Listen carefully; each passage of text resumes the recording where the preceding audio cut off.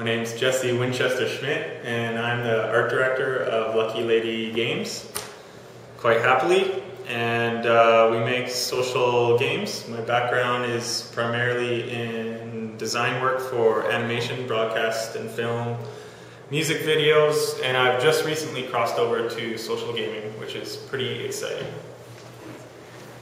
So what is your art process like?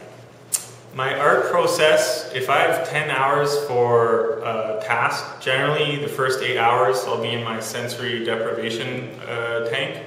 I just block out the whole world for like 10 hours. It's totally dark, I'm in water, barely breathing. I bring my heart rate down to like almost dead. And I just like blank out completely. And then right around like 99% of the way through, the idea just like pops in. And then I jump to my desk and work as quickly as possible to get it all down. Great. What are some projects that you've worked on? In the past, I guess the big one would be, I did design work for like 3.5 years on this show with a little talking train that's pretty popular. A lot of little kids like it, a lot of nephews out there have seen it all around the world. So I did that, contributed to a few feature films. None of them have hit theaters, some of them have died, some of them are still in production. I worked on an awesome cartoon called Jibber Jabber back in the day. I worked on some CBC stuff. So primarily broadcast animation, a little bit of feature film, and a little bit of music videos, a little bit of illustration as well. But I'm trained classically as a 2D animator out of Sheridan College, so my skill set was developed for kind of the old school way of animating, all hand-drawn stuff. And I was actually right on the brink of that change. When I was in school, Finding Nemo came out. There's 3D films before that, but Finding Nemo was the first one where we're like, oh, this is the greatest medium ever. It's so good, right? Like, this is the new thing. So within that 4-year period, everything changed and all the graduates were coming back saying, abandon ship, classic animation is dead, you won't find work, just take 3D, that's what you need. And we were all convinced. I enrolled into 3D animation, and then when I graduated, I had the opportunity to create music videos classically, so I took it, and in my spare time I learned 3D on my own and just taught it to myself, and then ended up specializing in design over the years.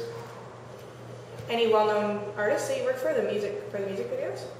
No, pretty much like underground wannabe gangster rapper type people that pay us with like extortion money and stuff like that. But it's really fun at that point in my career because they gave us full creative control, which was an opportunity for my small team and myself to prove ourselves, which was awesome. Mm-hmm. Yeah. And how do you what is the art scene in Vancouver like? How do you like that? I wish I knew more about it. I'm always in my sensory deprivation chamber, so I don't really get out much. But it's very animation oriented here. I'd say that's the dominating industry. I mean, there's some well-known fine artists here. Ross Pennell's pretty awesome. He's doing well on the global scale. But for the most part, it's an animation city, and the video game industry is starting to blossom here. So a lot of the culture is surrounding those particular industries.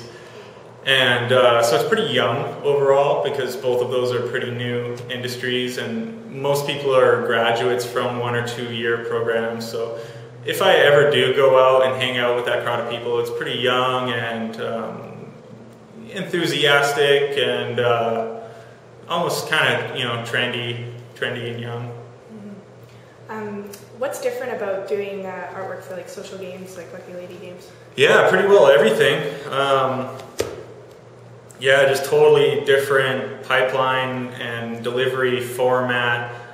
I could get into the technical stuff, but I think for me, what really draws me to it is that a small team of the right people can make a great social game, and to me that's really appealing. I like working in a powerhouse team where there's no wasted space and everyone involved is like super into it, and it's amazing to have such a small team and have the possibility of creating something that millions of people are going to love.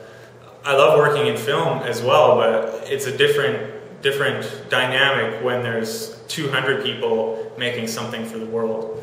you know, it's both are awesome, but it's a really exciting change to be in this situation where it's just a few of us, and you know, the sky's the limit with this stuff.